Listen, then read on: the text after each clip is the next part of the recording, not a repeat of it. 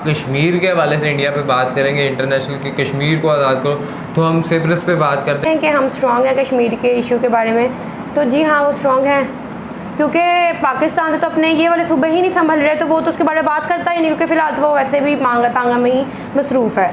और तो अगर इमरान खान की गवर्नमेंट होती है तो नवाज शरीफ की जो PMLN वाले वो कहते हैं जी इसने कश्मीर को बेच दिया है। हाँ, और अगर यही PMLN की गवर्नमेंट होती है तो इमरान खान कहता है कि इन्होंने कश्मीर बेच दिया, तो फिर कश्मीर किसने हाँ, उसके लिए बात किया? यहाँ पे ये सिर्फ अपनी एक बॉर्डर की लाइन को लंबी करने के लिए ये कश्मीर को भी हड़प लेते हैं, ये सिप्रस को भी हड़प लेते हैं। हे गाइस, अस्सलाम वालेकुम, welcome to my YouTube channel Mehran reaction. It's me your host Waseem और मेरे साथ हैं मेहरान से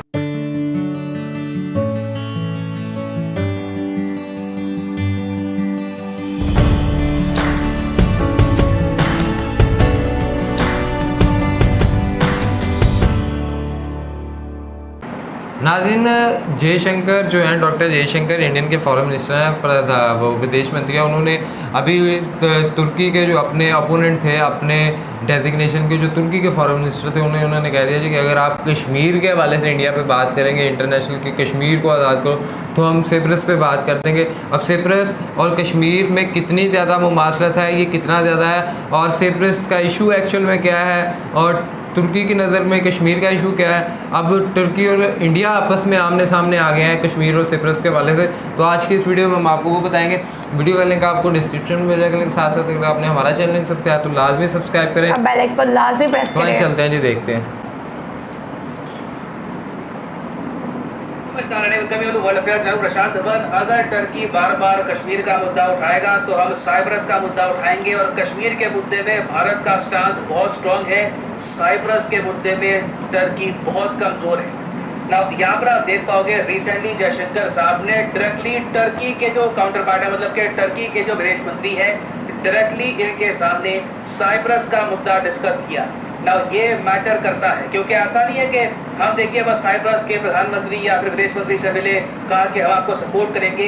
हम डायरेक्टली टर्की के पास गए, उनको कहा कि आप चलो कश्मीर की खूब बात करते हो। एर्दोगान रिसेंटली UN में खड़े हुए और बिना वजह उन्होंने ये कह दिया कि कश्मीर में मैं परमानेंट सोल्यूशन चाहता हूँ, जबकि इंडिया ने कई बार एर्दोगान को ये डायरेक्टली बता रखा है कि कश्मीर एक बायलैटरल इशू है जो इंडिया पाकिस्तान आपस में सॉल्व करेंगे। तो सिंस टर्की को ये लैंग्वेज समझ नहीं आ रही, जयशंकर साहब ने डायरेक्टली टर्की से बात करी है कि चलिए हम बात करते हैं साइप्रस के बारे में, कि साइप्रस की यूनिफिकेशन कब होगी, कब अपनी जिद आप साइप्रस पे छोड़ोगे। ना ऑब्वियसली यहाँ पर आप जानना चाहोगे साइप्रस विवाद है क्या, इसको काफ़ी बार इंडिया पाकिस्तान से कंपेयर क्यों किया जाता है। बहुत ही सरल भाषा में मैं आपको समझाऊंगा, मगर आगे बढ़ने से पहले आपसे एक क्वेश्चन पूछूंगा।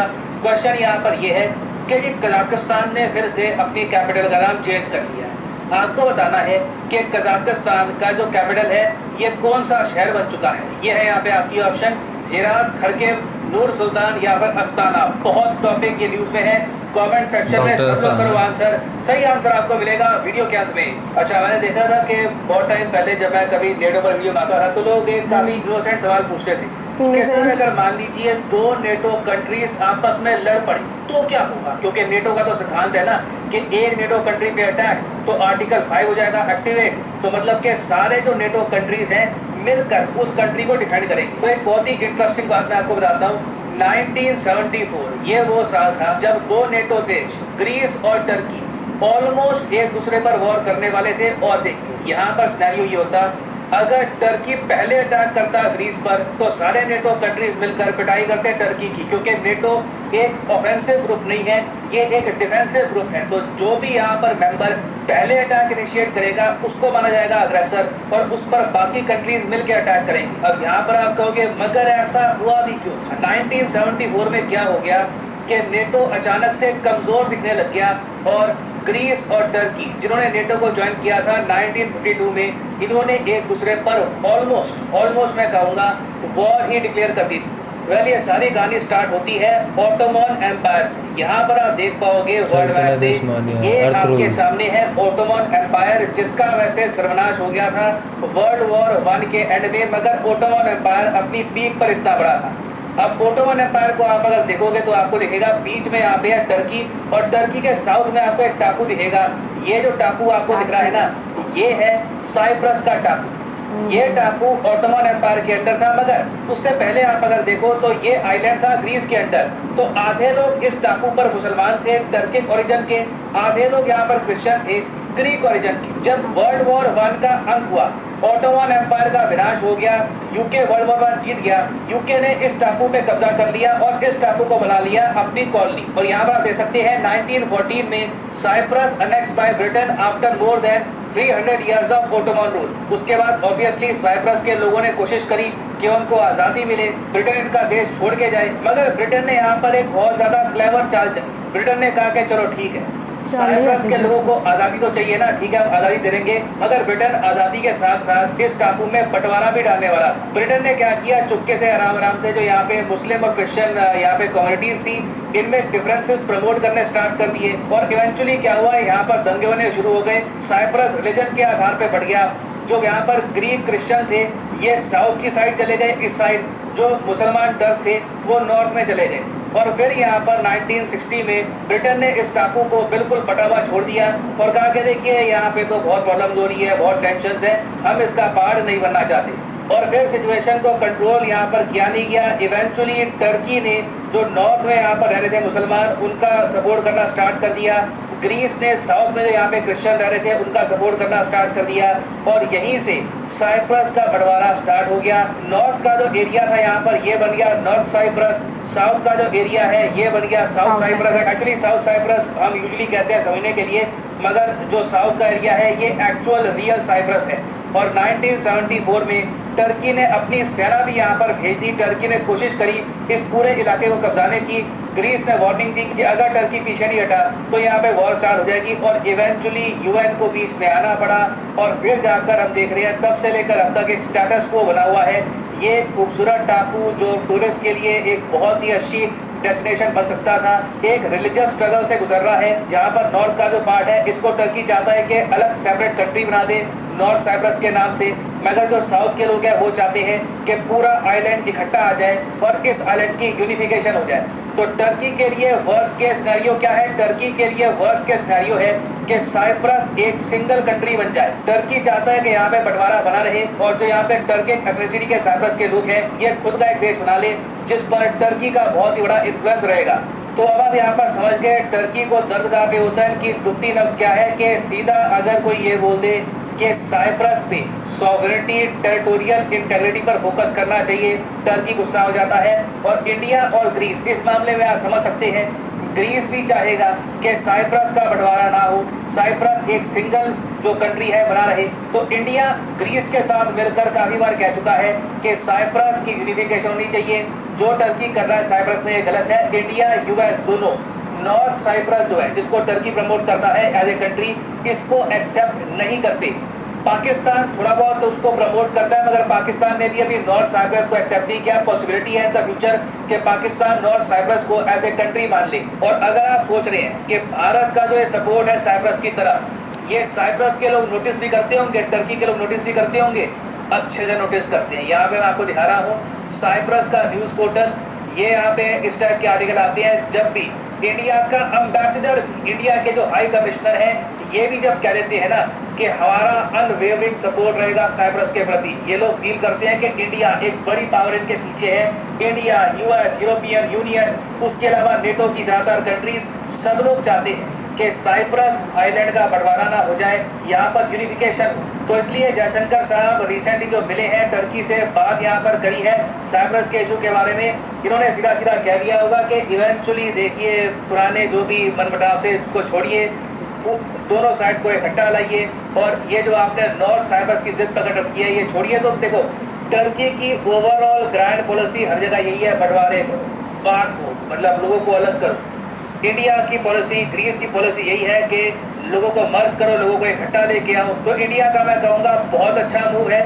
और जैसे मैंने आपको बताया कश्मीर के इशू को लेकर हमारी इतनी वीक पोजीशन नहीं होगी जितनी टर्की की पोजीशन वीक है साइप्रस के इशू को लेकर। और जैसे मैंने आपको बताया सिंस टर्की नेटो का पार्ट है, तो जब तक ये लोग नेटो का पार्ट है ना तब तक ये साइप्रस में कुछ ज़्यादा वॉर वगैरह भी नहीं कर पाएंगे, क्योंकि अगर मान लो ये साइप्रस में मिलिट्री ज़्यादा उतार देते हैं कभी, तो ग्रीस भी यहाँ पर इन्वॉल्व हो जाएगा।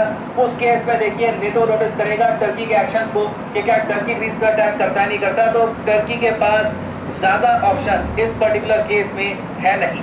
वापस आते हैं अपने प्रश्न की तरफ कि रिसेंटली कजाकिस्तान क्या नया कैपिटल कौन सा शहर बना है, तो सही उत्तर यहाँ पे है अस्ताना। जी हाँ, कजाकिस्तान ने एक टाइम पे अपना जो कैपिटल है ये कर लिया था नूर सुल्तान, फिर अब नूर सुल्तान से वापस इनका जो कैपिटल है ये बन चुका है अस्ताना। याद रखिएगा, बहुत ही इंपॉर्टेंट पॉइंट है, एग्जाम में आपसे पूछ सकते हैं। और क्या कहते हैं इंडिया के इस मूव को और टर्की की इस बात को किस तरह से? इंडिया के मूव को अगर देखा जाए तो अगर वो कह रहे हैं कि हम स्ट्रॉन्ग हैं कश्मीर के इशू के बारे में, तो जी हाँ वो स्ट्रॉन्ग हैं, क्योंकि पाकिस्तान से तो अपने ये वाले सूबे ही नहीं संभल रहे, तो वो तो उसके बारे में बात करता ही नहीं, क्योंकि फ़िलहाल तो वो वैसे भी मांगा तांगा में ही मसरूफ़ है। और इंडिया जिस तरह वो तेज़ी से बढ़ रहा है तो वो तो उसका हमेशा उसको टेक ऑफ कर लेगा अपनी तरफ। और जहाँ तक बात है तुर्की की, मुझे नहीं लगता कि आपको अपने इश्यूज़ में किसी और मुल्क की एग्जाम्पल देनी चाहिए, वो भी इंडिया पाकिस्तान के। पाकिस्तान का तो छोड़ दो, इंडिया के एग्जाम्पल दे रहे हो आप। इंडिया एक वाहिद, वो मुझे लगता है इंडिया नहीं, बहुत से जो तरह खुददार मुल्क है वो अपने मुल्क पे बात नहीं सुनते हैं। मैं एक बात बताऊं, देखो मैं सिर्फ ये जानना चाहता हूँ कि देखो अगर इमरान खान की गवर्नमेंट होती है तो नवाज शरीफ की जो PMLN वाले वो कहते हैं जी इसने कश्मीर को बेच दिया है। हाँ, और अगर यही PMLN की गवर्नमेंट होती है तो इमरान खान कहता है कि इन्होंने कश्मीर बेच दिया, तो फिर कश्मीर किसने उसके लिए बात किया? इसका फिर बंदा तो कह सकता है कि कश्मीर के लिए किसी ने बात नहीं किया, फिर यही हो सकता है। और रही बात कश्मीर के मामले में, उनका स्ट्रॉन्ग इस वजह से है, वो मुल्क बड़ा है, आर्मी उनकी वहाँ पर ज़्यादा डिप्लॉयड है, और वहाँ के जो है हम तो सिर्फ कश्मीर को, ये भी बात है पाकिस्तानी कुछ एनालिस्ट ये भी कहते हैं जी कश्मीर पाकिस्तान का हिस्सा ऐसे डाल, हम कहते हैं नहीं, कश्मीर और इंडिया का जो है वो भी नहीं रिलेशन हो रहा है, इंडिया और पाकिस्तान। कश्मीर को एक अलहदा रख दो, आप उसे उसके मामलात को खुद चलाने की कोशिश करने दो। अगर वो वहाँ के लोग इंडिया को एक्सेप्ट नहीं कर पा रहे तो आप ना करो। अगर यही है ना कि अगर इंडिया पाकिस्तान को नहीं एक्सेप्ट करता है, पाकिस्तान का, तो कश्मीर को एक अलहदा रख दो, आप भी उसकी देखभाल करो, हम भी इस तरह जिस तरह वो देखा ये एक साइप्रस था, तो साइप्रस भी कितना, साइप्रस एक अच्छा टापू था, एक अच्छा आइलैंड था, लेकिन मसला ये है कि दोनों की वाले की वजह से वहाँ पे जो टूरिज्म था वो सारा कुछ रह गया पीछे। तो ये है कि जहाँ पे चाहे टर्की को ग्रीस को दोनों को मिलके इस मामले को सुलझा के, तो वहाँ पे उन लोगों को तो सफ़र ना कराओ, यहाँ पे ये सिर्फ अपनी एक बॉर्डर की लाइन को लंबी करने के लिए ये कश्मीर को भी हड़प लेते हैं, ये सिप्रस को भी हड़प लेते हैं, ये इधर उधर हड़प लेते हैं, उन लोगों का नहीं सोचते कि यार करना क्या। और आपने नोटिस किया इमरान के जो तीसरी पावर बीच में आती है वो सिर्फ तबाह करके साइड पर जाती है, तो वो ही है कि यही तो चाहते हैं ये लोग, फुफियां फब्बे कुटने, ये यही चाहते हैं। चलो एनी हो, आप इस हवाले से क्या राय रखते हैं नीचे दिए गए कमेंट्स को लाजमी तो वीडियो को लाइक करें, शेयर करें, कमेंट करें, चैनल को सब्सक्राइब करें, बेल को प्रेस करें, इंस्टाग्राम ID मेंशन में फॉलो करें, सजेशन दें, साथ साथ फेसबुक पे भी लाजमी टेक्स्ट करें। इसी के साथ मेजबानों को दें, दुआ में याद रखें। अल्लाह निगहबान।